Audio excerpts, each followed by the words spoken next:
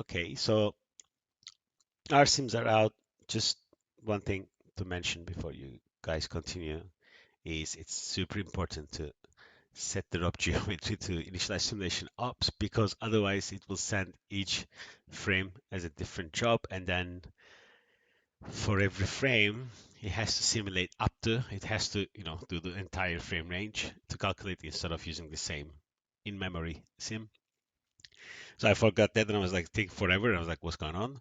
And yeah, you need to have the initialize simulation ops turned on just for safety. I also for this applies for anything simulation.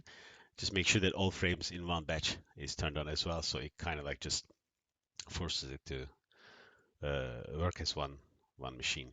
Now let's observe our results. Where is it?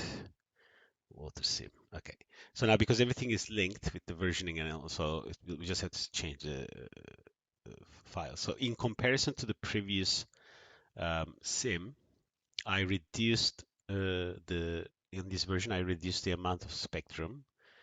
Just pull the speed down basically. Um, and it kind of gave me this result. And it's not bad, but there's a few things that I'd like to adjust. Now, if I turn off the spectrum completely and just say, give me a flat tank and then just let it do the thing, then it gives me this. Now, this is also a little bit too boring. So we need to kind of find a way to uh, make this one a bit more exciting and maybe bring back some of these breakups as well. Now, there's a couple ways to do this. And usually what I do is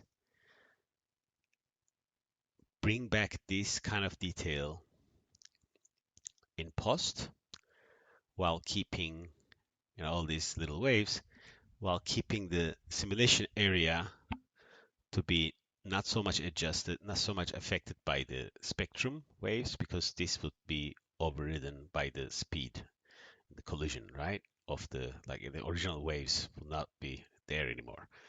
But then this is looking too flat. So we're gonna create a little bit of a custom force now. So let's go back to our ship hull to figure out what we can do. That's going to be inside USS Missouri, ship hull.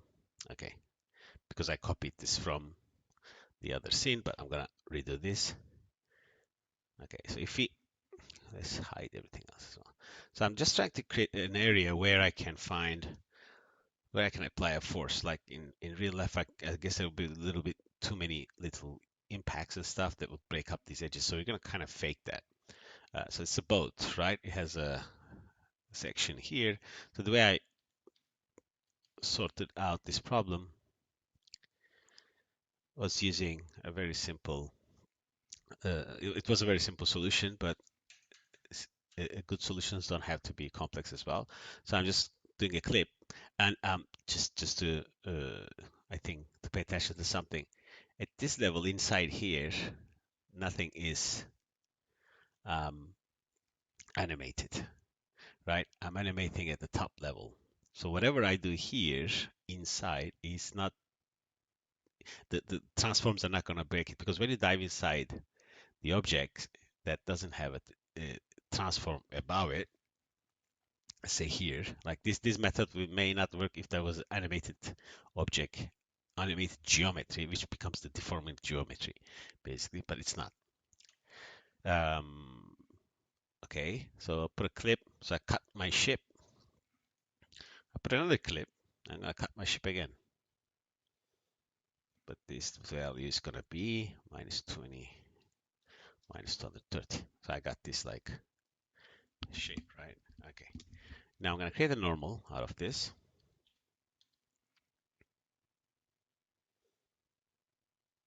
And this is going to be done only once because this here is not time dependent. Okay, that's why it's important. And normals are going to be on points. Now I'm going to remesh this because this may not be very ideal. Actually, I think I'm scattering points, but I guess I just want to remesh it properly. Be careful because it's a big ship. So I'm putting this to 30. Okay, because it's also scaled. That's why. So it's not really 30 meters, but I think this is a big ship. Anyhow, now I'm gonna create a little fall off, and I'm gonna visualize what that means. So I want to do a fall off on x-axis because x-axis is the length of my boat, and I don't want my boat to emit like same level of complex forces throughout the entire hull. But I want to do a little bit fall off. So let's create that. Let's drop in an attribute wrangle. There are several ways to do this, as usual. And let's call this fall off by x. Fall off by x. Um, so we need to create a vector.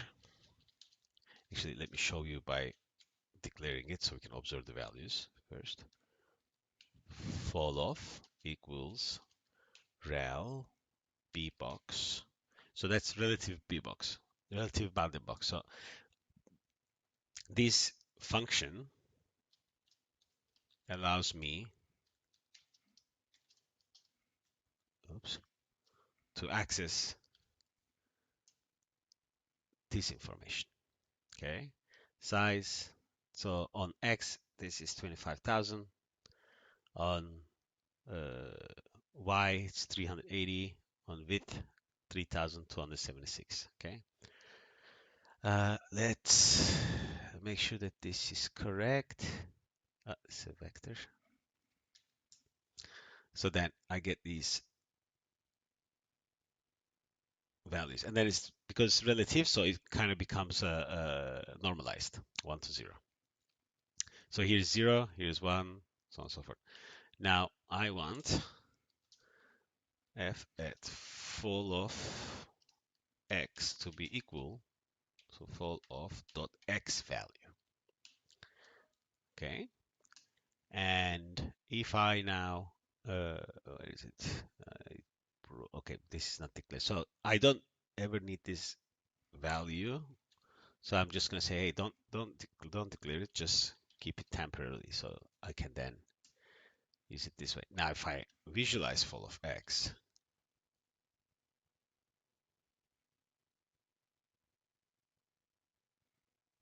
I'll get a distribution like this, right? So then I can play around with how much I want where my forces to work. Now I'm gonna do the same thing. I'm just gonna name this follows x and y, and copy, paste y and y. Okay, so I have these two values, and y is based on height. So let's observe that as well.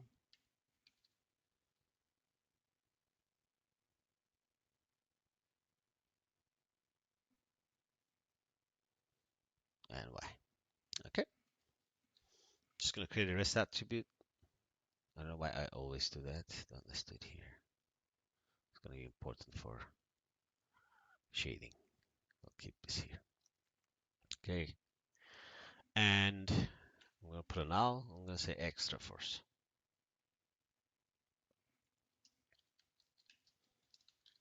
Now, why I did create this here, but not in the water sim here? Because I already have my ship coming in. But notice I have this coming in as an into this object, which means if I scrub, you're gonna see that the position values are changing. So at this level, this is a time-dependent object. So basically, every frame it would have to do the deformation because I would be doing my creating my forces on a changing topo, not changing topo, on a deforming object. But at here, if I scrub, nothing is changing because it's a static object because the transform lives above the geometry. Okay, so they're these independent things. So let's go back to um, water sim and let's object merge our new force. Let's keep some space here.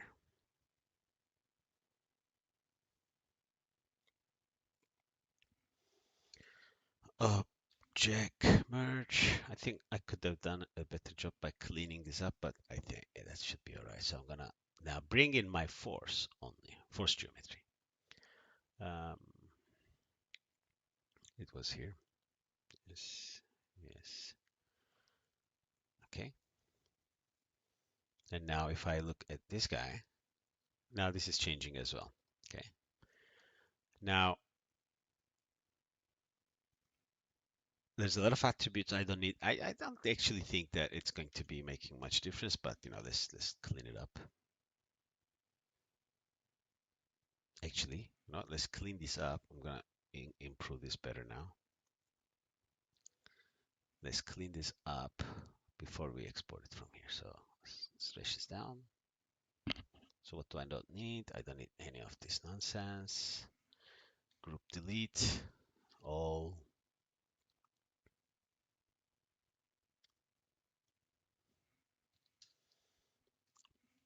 Attribute delete. Delete this. I just need these three attributes. So let's do something like this. Delete, delete, delete.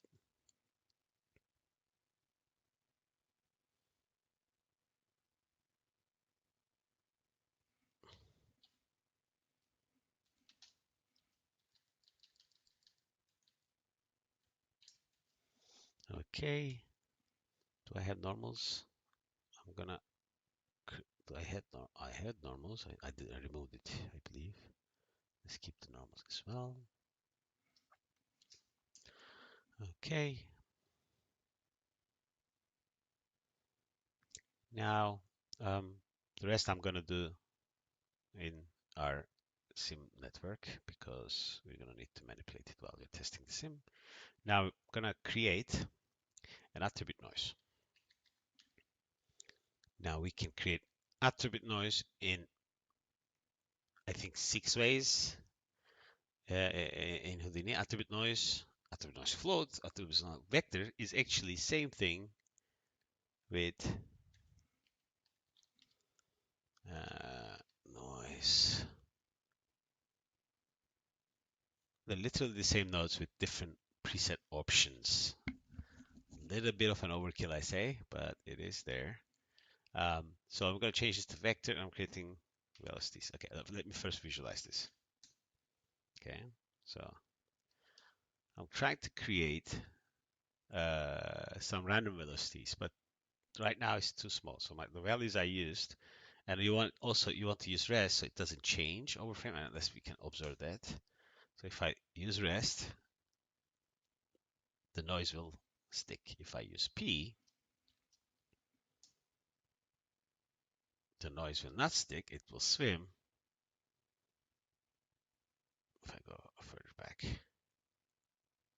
it's sliding back because it's just using world position, but the rest is something that doesn't change per frame, so it sticks. Okay. Now I'm animating this. I want to animate this. Let's press play. Now maybe I assumed it was a bit too fast, but I think it could stay better like this because I think my initial results could use like this because originally I had 51. So you know what? I'm gonna do 75. Now actually I'll leave it. Let's leave it as it is. Now I am doing an amplitude of 40, but that won't make sense on CD, but it will on vector, which is velocity. So then I can review this. My speed, um, I'm not the speed, I'm gonna review it as vectors. And it's gonna make much more sense now. So in Houdini, you have this little icon here. If you right click on this, you can create your custom attributes. So let's say I would like to have a new marker that is based on velocity. Okay, oh, not v-angle, but not as numbers, as a vector trail, not a vector trail, maybe a point trail. Um, so noise along the vector. Okay, let me change that to, I think vector trail, yes, this one. And we can say vector values. Okay, and I'm gonna make this maybe bigger.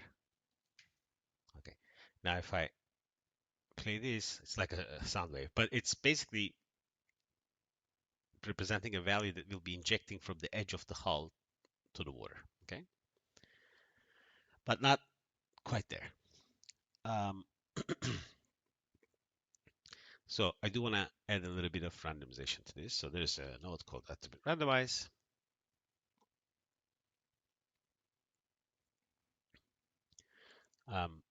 We can use attribute name v. So it's just going to add make random stuff, right? And then we can say add value instead of removing it. So now there's some randomization in it, but I want this to go towards the direction. So I change the distribution to direction and orientation, and I want this to be biased toward direction, okay, which is upwards, because I want to have a little bit of a upward motion as well. Okay, so what does that mean? Kind of like our original values are like this, but I want to do a little bit push, water being pushed upwards. Okay, but I want to randomize this. No, actually, this is fine, I believe. No, per frame, this is already randomized. That's okay, let's leave it. So we were here, now we are here. Okay, if I press play, it's still working, but there is a bit more micro uh, effect. Now we're still visualizing our V attribute. So let's drop in a wrangle. But bear in mind that we could all do this in a WOP network as well, but I think this does a little bit better break off, a better uh, like a little bit more mini dive into how things are working. We could again like all do. In fact, probably I can do the same thing now in VOPs just to get everybody see how that is more visible, usable. Okay, so I'm going to multiply my vector velocity by writing at v times equals ch ramp. Okay, then we need to give it a name, fall of mult, and then I need to give it an attribute, which is the fall of x.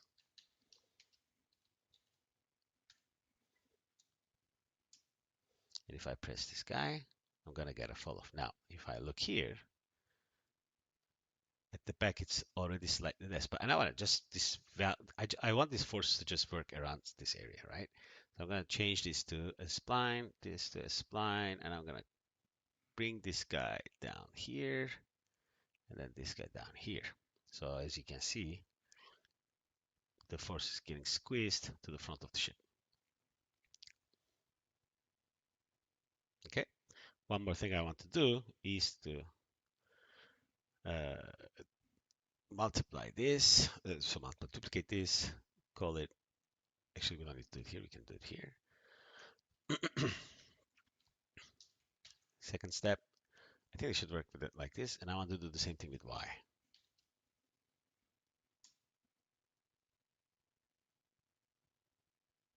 I will need to give it a different names. These guys, this be for x, for y. Okay, so this one is old now, so let's remove that. Where is it? This one, we don't need you anymore. Delete, apply, accept. Okay, let's do the same thing. Spline, subline. Okay, and I believe this is how it is. And the y will do the same thing on y-axis, like this. I'll give it a little bit soft curve, and we're good. Now, what do I do with this? Several ways we can push this in. Oh, actually, let's do the similar thing with WOP. So let's do a WOP. Point WOP will do. So first thing we're going to do noise, then we're going to randomize, and we're going to do this in the WOPs. Okay, so let's dive inside. So I'm going to create maybe turbulent noise. And if I look here, we could do simplex as well. I believe we can change this from here, simplex noise. Now, if I do the position to noise, you'll see these colors swimming. Now, if I did the same thing with the rest, I put down a bind, I bring in a rest, which is a vector, I change my type to vector, and if I plug this into my position, and if I scrub, this time, just like in the attribute noise, the noise will stick. Okay. We did change the size. Come on. Element size is 500. So it's kind of like, I guess the settings is somewhere here.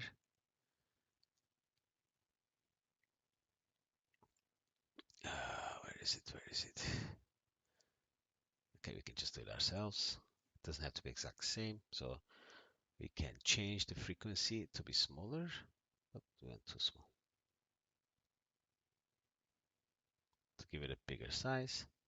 Okay, and then we can animate this by offsetting. So I'm going to do offset and call this animate. And if I go out now, sorry, it's still offset. And I want to animate all in the same value, so I can probably do something like this instead of exposing it that way. Let's do it this way. Let's say vector to float. No, sorry, float to vector. Float to vector. And let's plug this into frequency. Let's just promote this guy. And just plug this in here. And let's call it animate. Animate. Paste. Paste. And then we can say animate by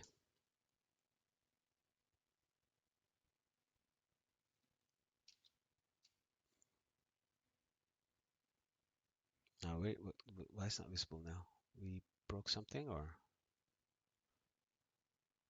why is it all black? Oh, the CDs here. Oh, we got negative values. Simplex does it. Okay. Oh, because I put negative frequency. And I plugged this into the frequency. Sorry. This goes in offset. And this can be like this. So this goes in offset. There's the CD. This gives negative values. So we can, let's just change it to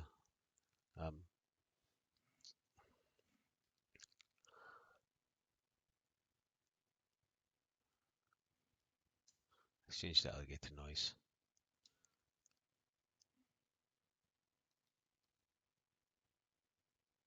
Okay, it's more visible now.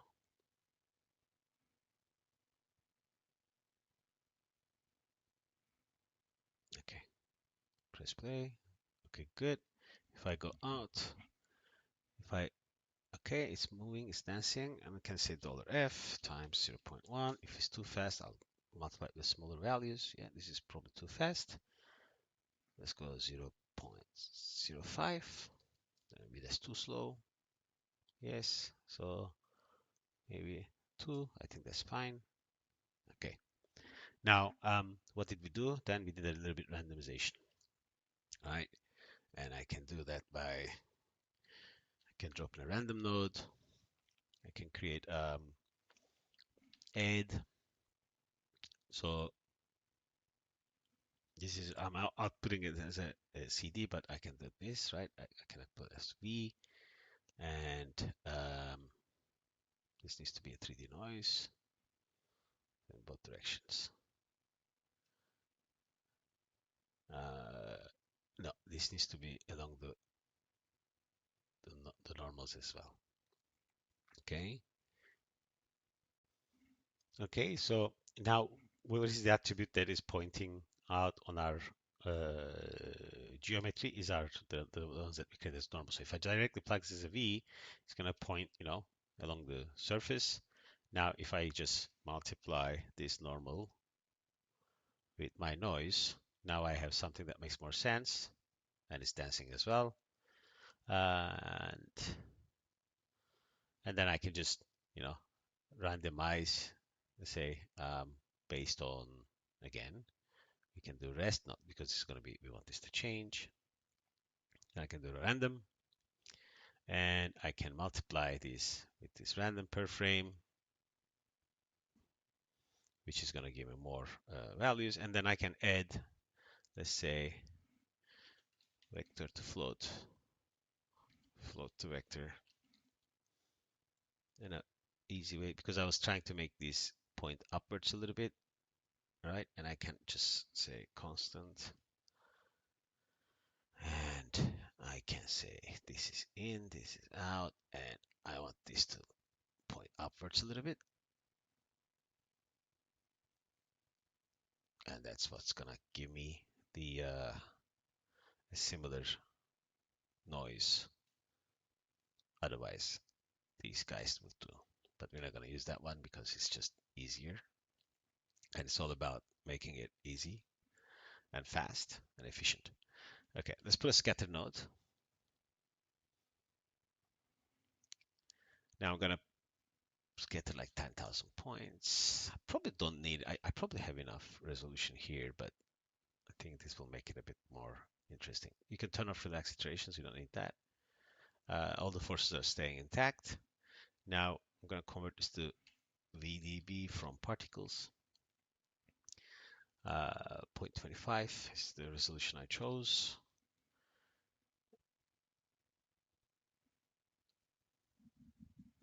And we can select, turn this off. Basically, we don't need that. Point attributes because we have V here. Now to create out of velocity, I want to create a V attribute that is the vector type of displacement, velocity, and acceleration. And I have a force here that is not looking like anything, but it is there. Let's put a null, and let's call it outside force. Now, how do we inject these in? There's one more thing we're gonna do. Because we're using a flip solver, but we're gonna do a little bit manipulation of the forces. Now, by default, the flip solver doesn't have the droplets turned on, and it's not exposed as well. I think maybe it breaks something. I'm not sure.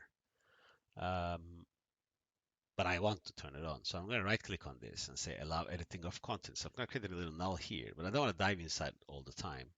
I'm going to call this flip settings. Okay, so I'm going to make these all same color. So I know that they're related. And maybe make this one black actually.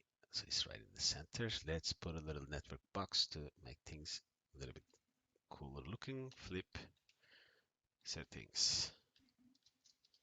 Okay, so what am I going to do here is that I'm going to create a multiplier. So that's going to be a float.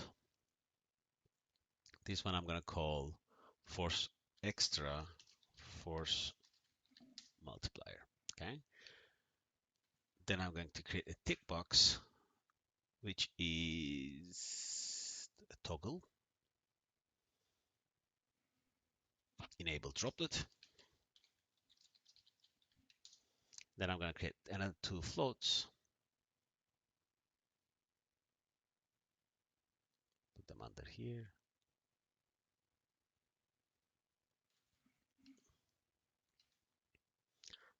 This one is going to be min. It's going to be max.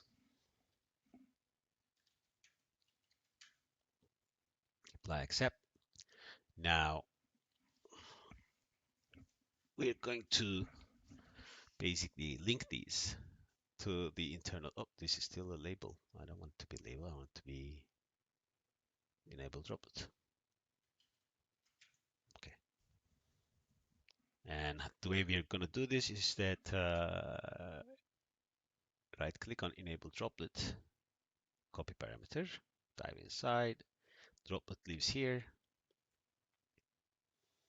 Okay, and then here, and I believe in particle motion, droplets is turned off. I'm just going to plug this in. Okay, and that should turn it on, but it didn't turn on, but it's there. Now the next thing I'm going to do is to do the same thing for these two. So I'll go back first layer. Oops, too much. And now let's select it, turn it on. This is still max, okay, and that's min. So let's do that properly. Okay, apply, accept. So the minimum value is going to be 1 and 2 for me at the moment. We can try with bigger numbers later. And we're going to do some wedge work anyway. Go in here. Now this time, because it's plugged, let's plug them in here. And this is highly dependent on the resolution as well. So it's a little bit tricky to get it right because it can make your tank collapse basically. Now this is done. So where does the forces go? So by default, if I put a flip solver here, and if I dive inside, it goes into a box called forces, right? And there's some objects here. When you undo that, so when we unlock it, it's here. It's the same network. So we're gonna dive inside into the forces, and we're gonna create two nodes. So because we have pop drag, because we have droplets, and droplets is basically when a particle just separates too much ahead of itself, of its surrounding group, and it loses the influence from the velocity field, and it starts becoming more like a spray particle. It does its own thing. Um, but I don't want everything to work like this, right? So when I have so basically you want some drag on those particles. Like if something comes apart, it will slow down because there's atmospheric resistance, right? There's air. So we're just faking it now. I'm saying air resist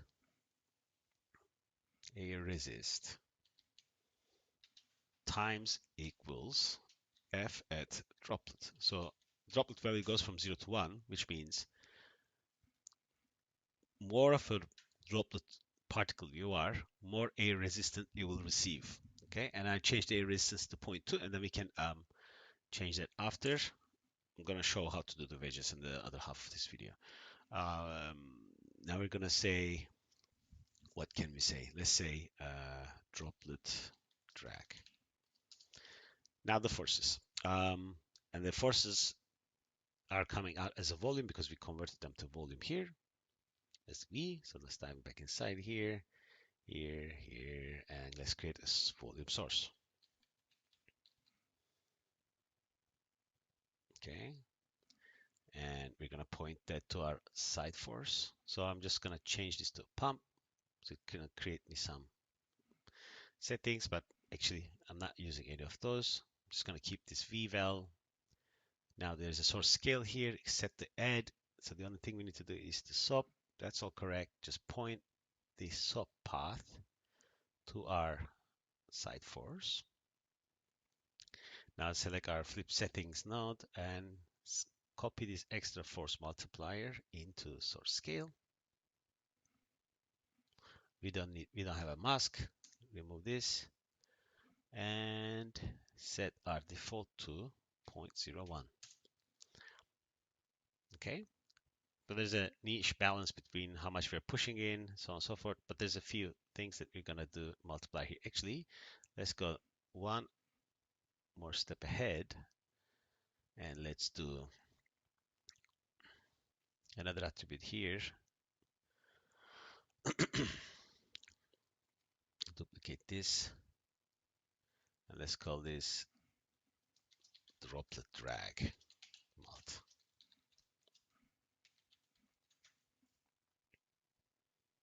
And let's copy this. I'm gonna pin this here, go here, Go here, go here, drop the drag,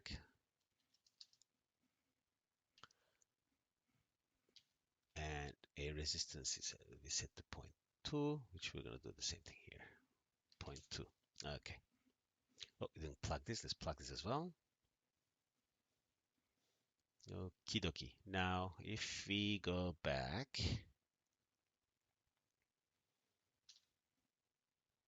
and run a new sim, well, I think we should anyway, to see the difference between this version and how the new version will be. Okay. And then we're going to create a little wedge workflow to kind of wedge some of these values to get the most desired outlook. Okay, so what can we do? So this is going to be version 3.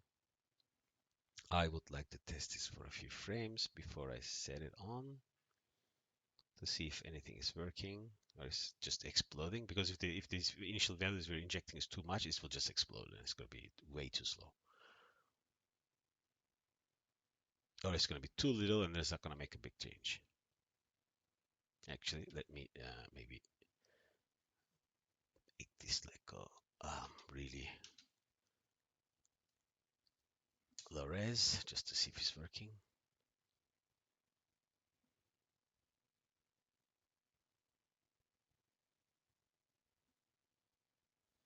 It's hard to see when it's less, of course. If we exaggerate these values, it's going to work. Let's have a look at that one. Maybe we do 1.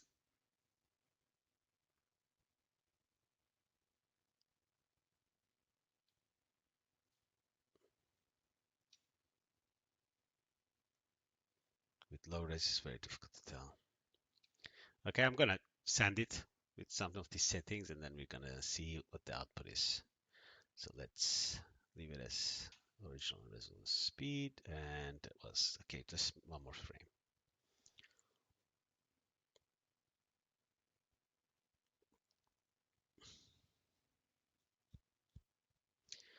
And if I look here to the first frame of the other one versus this one, it's a bit more brighter,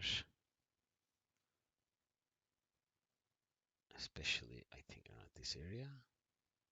Yes, so we don't know what's going to come out of it, but if you compare the initial first frame calculation, the brightness represents the speed because that's how we're looking at this velocity.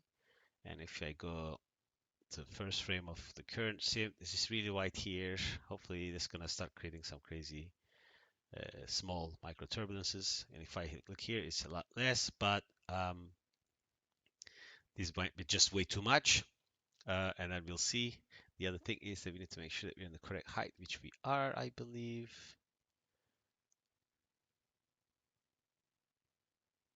Yes, exactly. And okay, so actually this is probably too high. I'm gonna try 0.1 and then we'll see the results. All right.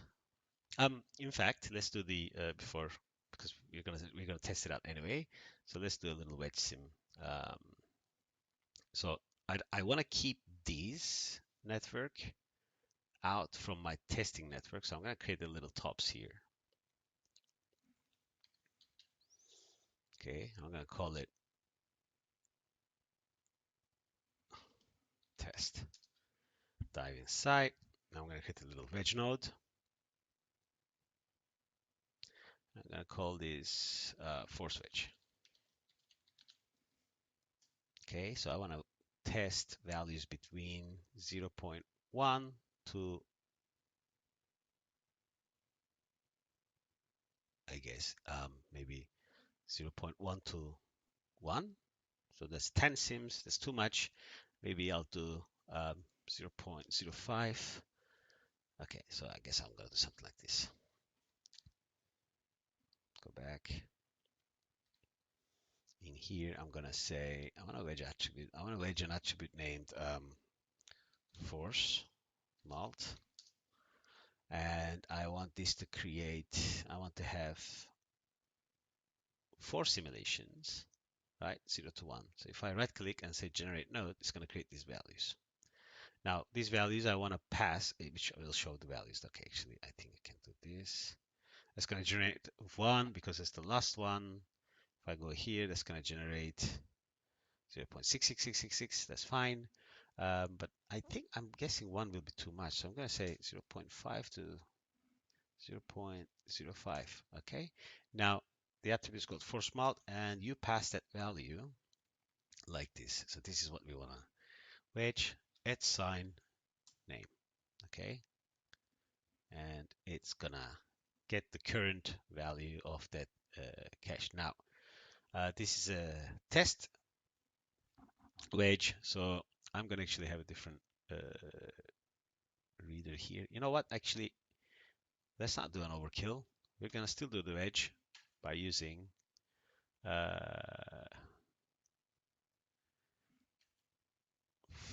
labs file cache.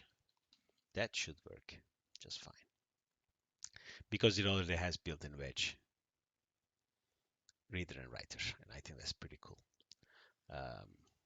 Flip test, flip wedge. Just okay, so we can do the same thing here. Number of attributes, extra speed, extra force. What did we do? Let's do the same thing here. Force mult. Force mult. And then I want a custom range, random sample, custom range, 0. So I want wedge, we want 4, 0 0.05 to 0.5. Okay, this is the correct frame range. I'm going to save. Let's give it a name that makes one. Okay, this is fine. It's going to go under here. I want to send this to a scheduler, which is going to run on both of my machines. So it's going to be both.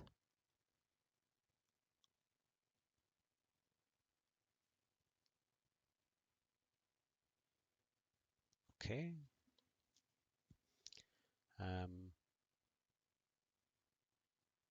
I'm going to turn this off. Well, actually, both sim. I'm going to do this, both sim.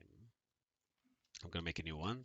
So it just runs, it uses the full CPU because this one is for like meshing, not for simulating, because this is going to kick off 2 simulations on one machine, 2 simulations on another machine at the same time. I don't want to do that to save time. Actually, why not? That's fine. Let's not change it.